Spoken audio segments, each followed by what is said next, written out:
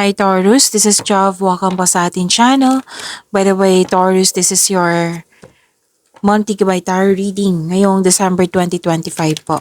So expect na long reading ito kasi monthly reading nyo po ito ngayong December 2025. Gamitin ang reading na ito bilang kabayin lamang. Kung naka-resonate kayo, comment down. Tandaan, Taurus, ito ay channel reading. Kunin nyo lang po kung anong naka-resonate sa'yo.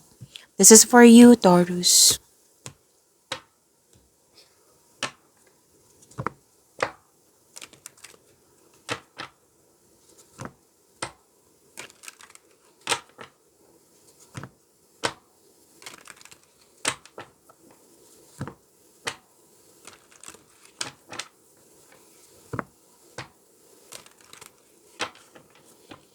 Para po ito sa iyo, Taurus. In December 2025.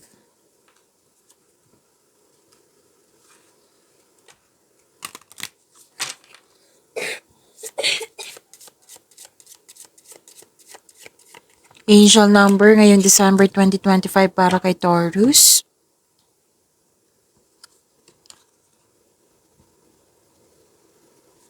Angel number 777. Sabi po dito, alignment. Your progress is recognized and alignment is here. It is within your reach. The whisper is reminding you to stay the course and feel source working through you. Your gifts are being recognized. To attract more blessings, let us say the power affirmation. Let us say, I blossom and bloom as I use my gifts. All things simply align as I feel the feeling of the divine. Again, I blossom and bloom as I use my gifts. All things simply align as I feel the feeling of the divine. So this is angel number 777. It signifies spiritual guidance. Wow, this is good fortune ha. Oo, mabuting kapalaran po ito. Magandang kapalaran. Divine alignment po. Angel number 77 tells you na nasa right path ka. Magkakaroon po ng spiritual journey, Taurus. And makinig. Kung pwede po, makinig kayo sa inyong intuition. And set a clear intention with positive thoughts. Kasi mamanifest nyo po ito. Okay? Huwag kayo mag-isip ng negativity. Kung meron mang negativity thoughts kayo, i-release mo yan. Palitan mo ng positivity. And you are receiving a reward. Kasi naging hard worker ka. Magkakaroon po ng spiritual growth. So sinabi po ha, nasa right path ka, you're divinely guided, spiritual awakening, and this is good luck. Diba? Sinabi kanina, good fortune. This is good luck. Nang dahil sa iyong mga ginawang kabutihan, babalik yan sa iyo. Basta mag-set lang kayo ng positive intention po. Na mare-reward ka. Mabigyan ka ng reward nang dahil sa iyong sa pagiging mabuti sa iyong sarili, sa kapwa. Okay, so this is angel number 777. Claim niyo po ang ganda, Taurus.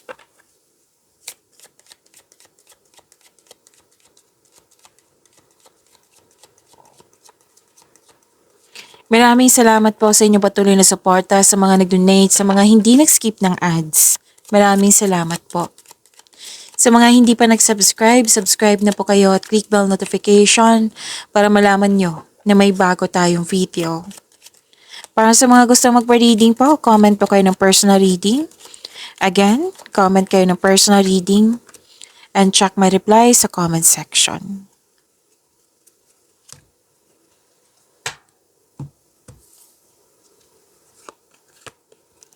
Okay, love is blooming. Nagkaroon ka ng time for yourself. You love yourself more. May romance, attraction, and affection. Pwedeng bagong pasok sa relasyon, nagkaayos, ligawan, yan. At may advice ang card nyo dito, habaan ng pasensya. Yes, habaan ng pasensya. At may ending with new beginning, Taurus. May natapos pero may new beginning. Okay? And nakikita ko dito, tinulungan mo yung sarili mo para mag-let go at nagkaroon ng transformation.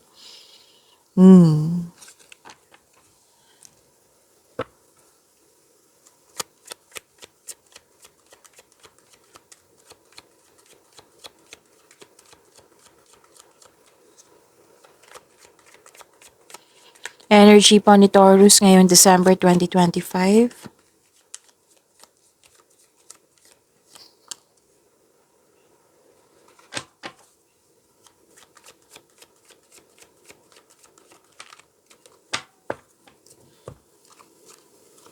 Oh, ganda. Para sa mga bago dito, kung may napansin ko na repeating message, yan po yung pinupush ng card sa inyo. Like for example, nanood kayo sa inyong daily, weekly, at dito din sa inyong monthly at may napansin kayo na repeating message. Yan po yung pinupush ng card sa inyo na kailangan yung bigyan ng atensyon, solusyon, at aksyon kung maaari po. So, na yung energy ni Taurus.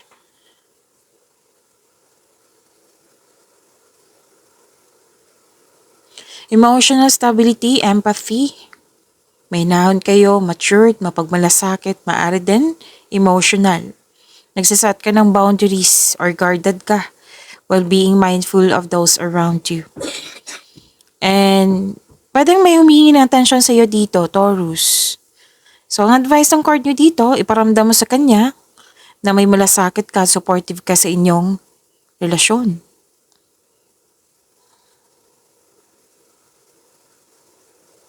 Pwedeng sa relasyon to, pwedeng sa kaibigan, pwede ko sa taong malapit sa iyo, okay? And sinabi din ng card nyo dito na magaling kayo sa mga ginagawa nyo. Magaling kayo na leader, ginampanan mo ng maayos yung role mo. At sinabi din dito na stable ka na sa napili mong career and financial stability, oh. Kitang-kita ko po dito, claim nyo po. Okay, Taurus, deserve nyo po ito. Ang ganda.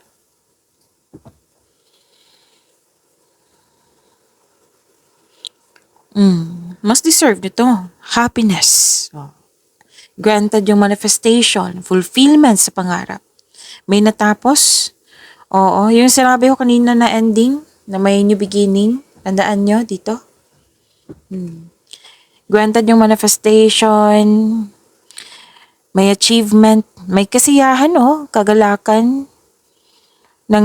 Pwedeng reunion na to kasi may grupo ng tao po. So this card focuses on achievement of a level of love and success na nagbibigay sa iyo ng katahimikan po. Satisfaction, pasasalamat. Ang ganda. Claim niyo po, Taurus.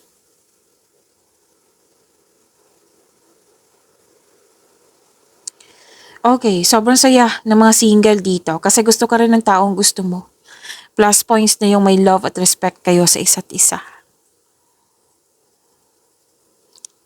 May makakatanggap ng sustento or sustento para sa anak.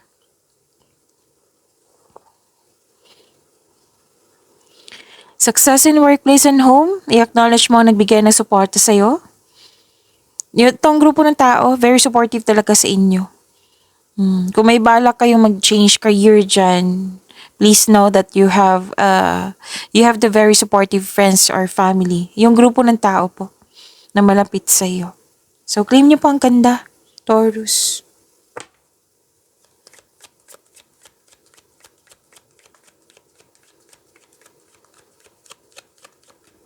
Career and money ni Taurus.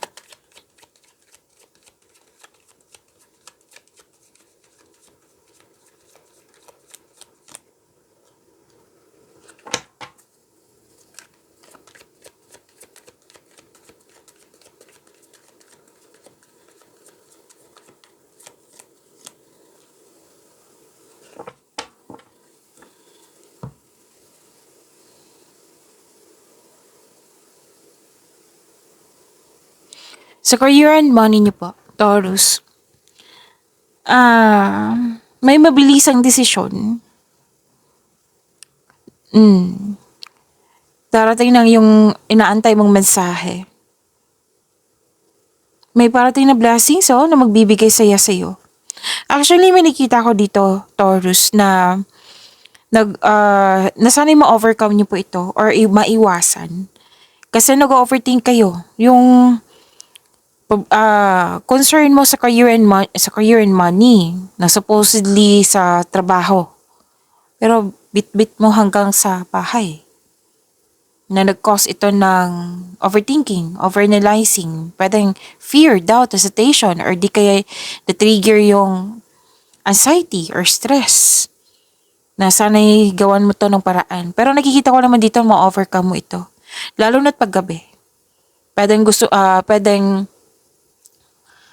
mo ng kausap? Hanap ka ng kausap yung yung genuine na tao na handang makinig sa iyo? Or di kaya sobra sa pag-iisip to? Like, kasi nakita ko dito maraming ideas.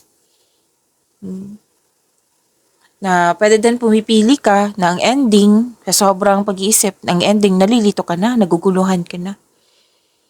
So, kung overthinking to, overanalyzing, kailangan mong bigyan ng solusyon yan. Kung hindi kaya, then change the channel. Yung parati kong tinuturo sa inyo. Taurus, na magkaroon ng time for reflection, mindfulness skills. Yan, makakatulong yan sa pag-stop ng overthinking. Kung hindi talaga kaya, hanap kayo ng kausap. Seek help. Okay? Tulungan niyo po yung sarili niyo. By the way, nakikita ko naman dito, di ba? Sinabi ko kanina sa inyo na bibigatan, nahihirapan, pero tinulungan mo yung sarili mo para mag-let go at nagkaroon ng transformation. Tiwala. Tulungan niyo po yung sarili niyo. Okay? Nakikita ko naman dito na mag-move forward ka. Darating na yung inaantay mong mensahe, may darating na blessings na magbibigay saya sa'yo. See? At the end of the day, magiging happy ka. Pwede may travel na magaganap. Or di kaya long distance. May nakita kasi ako ditong nasa abroad ang ilan sa inyo. Or mag-a-abroad pa lang.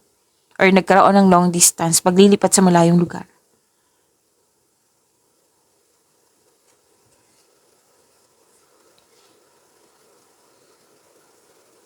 Isang maraming alok o idea ang darating sa'yo, Taurus. This is a big blessing. Ideas. Kasi andyan yung, binigay ng universe sa iyo para sa iyong kaunlaran na kailangan mo lang ng aksyon. Kailangan mong bigyan ng aksyon. Binigay sa iyo yung tool, bigyan mo ng aksyon. Isang maraming alok po. Ideas na darating sa iyo, claim nyo po. And please expect na magiging busy kayo. Di ba pansin nyo, Taurus, pag masyado kayong busy, maraming iniisip. More on analytical yung mga ginagawa mo dyan. Tapos pag uwi nyo, matutulog ka na, very active yung iniisip mo. Oo. So, baka ito yung cause na nag-overthinking kayo or yun nga. Mahirapan kayo sa pagtulog kasi nga, very active. Bit-bit mo hanggang sa bahay. May parating na exciting new opportunities, kaya naging busy kayo. Financial stability, nakikita ko dito, nagkaroon ng abundance sa inyong kaperahan. Wow. Claim niyo po ha. So, busy kayo, time management. Kung kailan nyo ito napanood, kung hindi kayo busy, prepare yourself.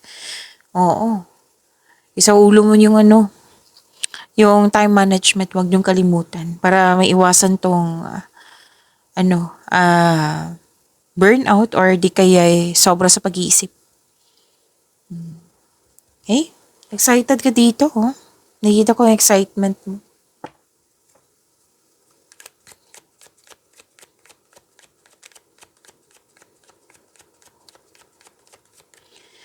Love life, self-love, partnership, and romance ni Taurus ngayong December 2025.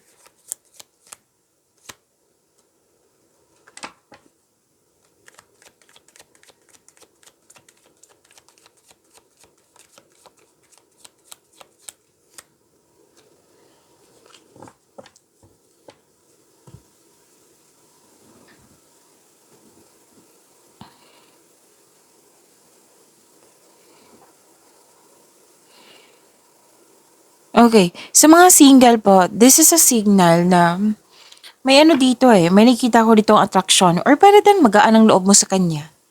Kasi marami kang natutunan sa kanya or di kaya may attraction sa tinuturuan mo.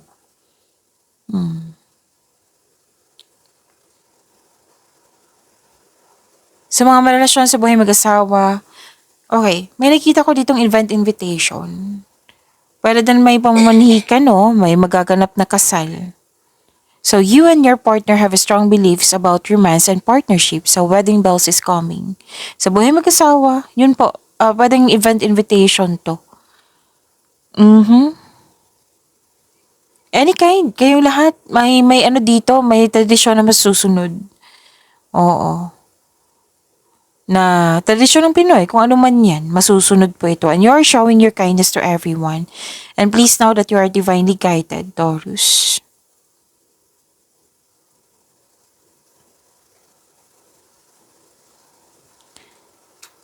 Sa mga single po, huwag po daw kayo magmadali na magkaroon ng relasyon. Kailangan magkaroon kayo ng same vision for the future. Upang sa kayo'y, you have, magkakaroon ka ng isang healthy relationship soon. So, pagiging handa to. Sa mga relasyon sa buhay mag-asawa, you are moving fast in this relationship like parang nagmamadali or pinipressure yung relasyon. Like for example, iba ang ganap ngayon, bukas iba din. So, don't pressure. Huwag magmadali. Make it sure ng couple na magkaroon ng vision for the future. Gumawa kayo ng solidong foundation. Gumawa kayo ng any plans para sa pag next level nyo. May nakita ko ditong umuwi na successful. May nakita rin akong travel dito.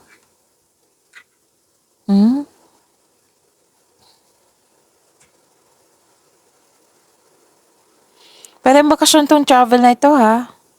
May nakita kasi akong bakasyon po. So may araw dito na gusto nyo mapag-isa at mag-isip at evaluate nyo yung priorities nyo sa buhay. Kumbaga mag-focus sa inyong sarili. Para sa mga relasyon sa buhay mag-asawa, nakaramdam ka dito ng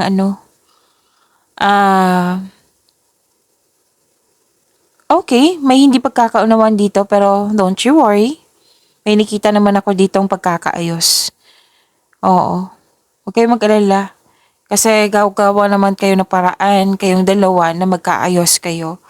Kahit na may nakita ko dito hindi nagkasundo. May hindi nagkasundo Pero, yun po. Actually, nakikita ko dito, you make yourself busy para sa future nyo. Yes, naging hard worker kayo. And,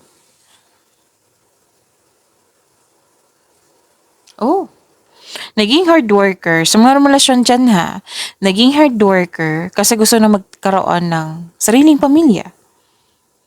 Sa mga single, naging hard worker kayo kasi gusto nyo ma-secure yung future nyo.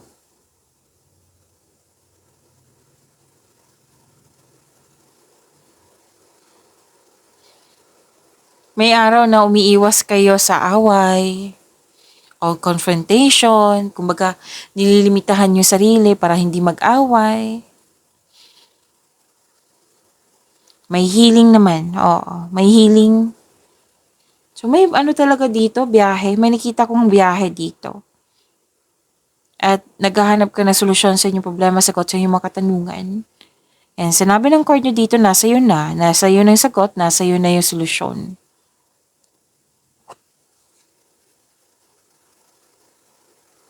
Pero doon, nag-decide na mag-move on, kung ano man yung concern. Dalawang card mismo nagsabi dito, sa mga relasyon dyan, na may nagplano na mag-live-in, maglipat bahay para bumuo ng pamilya. Dalawang card mismo nagsabi niyan ha.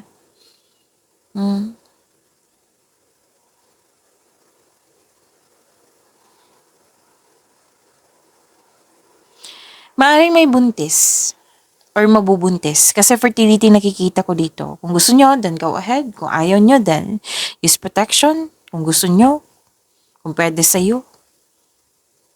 So this is also means magkakaroon ng abundance and success. So be happy with the results of your action. Pagimanin niyo po yung blessings sa binigay sa inyo, Taurus. See you tomorrow. Maraming salamat.